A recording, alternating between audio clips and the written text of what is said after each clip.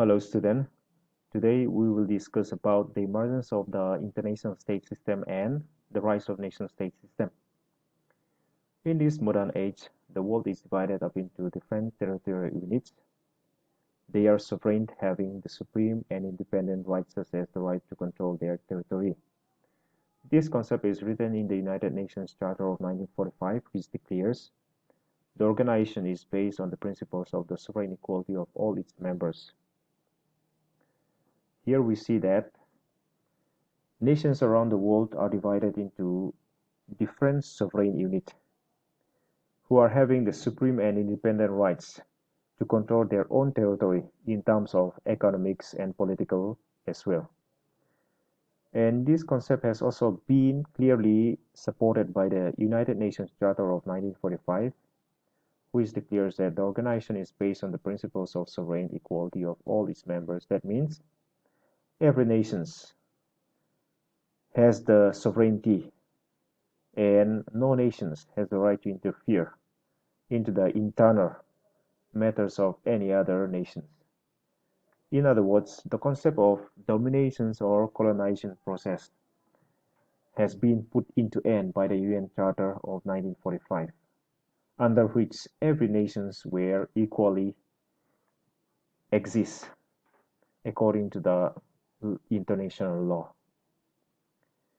The birth of this system came in the year with the end of the 30 Years' War in Europe. The Peace of Westphalia pointed international politics in a new direction. This international order has been called the Westphalian system, denoting a system of sovereign states interacting with one another. It was a turning point that was caused not by creative interventions or discovery, but came out of sheer exhaustion from religious warfare. As a result, earlier appeals to religious authority in politics were downgraded, and increasingly, the world appeared to be in a state of shifting balance of power instead of being subjected to one overreaching and universal authority. The existence of sovereign nation-states can be traced back to the Peace Treaty of Westphalia. The Peace Treaty of Westphalia was signed in the year 1648, which led to the emergence of the international order which is known as the Westphalian system. Under the Westphalian system, nations exist as sovereign states and interact with one another at the international level. The Westphalian world order came into existence after a long religious warfare, and this Westphalian system denounced the authority of religion in political affairs and shifted to balance of power instead of being subjected to one overarching and universal authority. Rise of nation-state system in international relations. The nation-state system in international relations began taking shape around the year 1648. The Treaty of Westphalia led to the recognition and acceptance of sovereignty, equality and territorial integrity of its state. It also recorded that no state was to interfere in the domestic affairs of another state and was to practice religious tolerance. Further, it added that each state can have its own official religion. The Pope in Rome can no longer command the allegiance of the state, and that he has no right to interfere in the affairs of any states. The state as such emerged supreme in its territory with the power to command its people in both secular and temporal spheres. With this, the era of Holy Roman Empire virtually came to an end. Here we see how the state system, nation-state system came into existence. For the existence of the nation-state system, the Treaty of Westphalia 1648 played a very significant role in the sense that because of this treaty, there is a recognition and acceptance of sovereignty, equality, and territorial integrity of its state. And this treaty ended the interference of the state religion into the affairs of the state. And every states were given the freedom to choose their own religion and the states were also uh, given the freedom to practice religious tolerance. And most importantly, the Pope, who in the earlier decades has all the supreme power to interfere in the internal affairs of the state, has no longer command a lines of the state and has no right to interfere in the affairs of the state anymore. Due to that, the state emerged as the supreme authority in its own territory with the power to command its people both in secular and temporal spheres. And due to all these factors, and due to the Treaty of Westphalia, the era of Holy Roman Empire virtually came to an end, and there is an emergence of nation-state system where each nations enjoy sovereignty and equality and territorial integrity. In this way, Westphalia paved the way for the development of nation-state system in the world. Relations among nations came to be conducted by sovereign states for securing their respective interests in relations among themselves.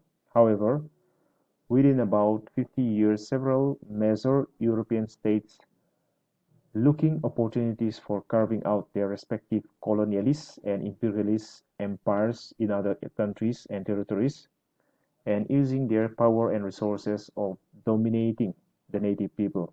In this manner, almost all nations from other countries came under the European imperialism. So, because of the Westphalian system, nations around the world exercised their sovereignty and conducted relations among themselves.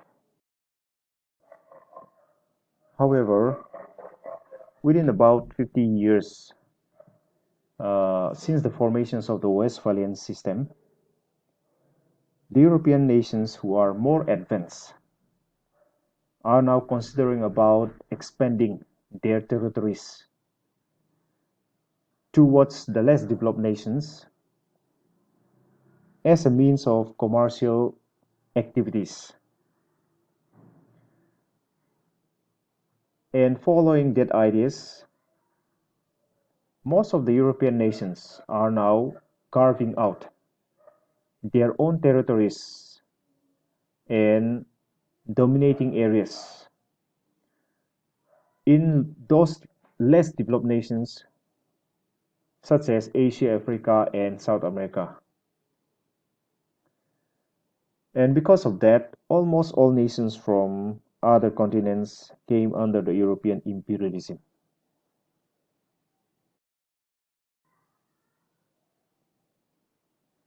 Between the 17th and 19th centuries, the rise of nationalism received a worldwide acceptance as the basic principle of nation-state. England, the rise of nationalism is accompanied by the birth of ideas such as individual liberties and popular participations in public affairs. The American Revolution 1776 and the French Revolution 1789 gave strength to the concept of nation-state fortified with the spirit and philosophy of nationalism. With the emergence of the 17th to 19th centuries, there's rise of nationalism that happening worldwide. And this rise of nationalism in England took the shape of the ideas such as individual liberties and popular participation in public affairs. Some of the important historical events such as American Revolution of 1776 and the French Revolution of 1789 played important role in the rise of this nationalism among nation states. The unification of Germany, 1864 to 71, followed by the intense rise of Japanese nationalism, added further strength to the development of nation-state system. The coming of industrial revolutions in the 18th and 19th centuries invigorate the consolidations of the nation-state as the fundamental unit of protection. Once this development had taken place, the resulting case of economic and social interactions within them and the relative isolations of their populations from neighboring states helped the solidifications of different cultures, institutions, and linguistics and religious patterns of behavior, which came to be identified with the nation state. The state came to be sovereign, territorial, and political powerful nation state.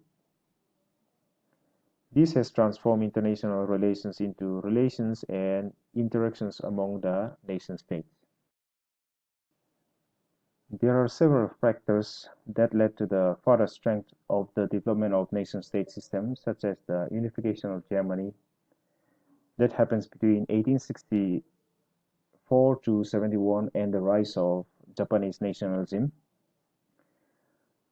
And other than that, the coming of industrial revolutions in the 18th and 19th century also played very important role in the consolidations of the nation states as a fundamental unit of protections. That means peoples began to consider having a state of their own with sovereignty and independence to be important to protect their identity, to protect their nationalism.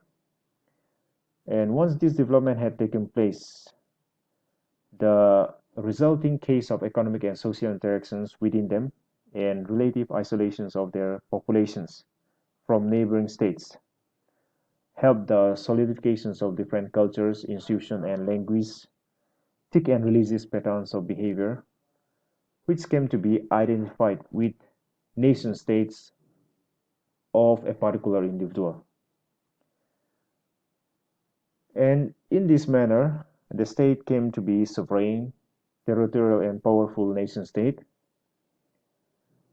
And this development also transformed international relations into relations and interactions among nation states.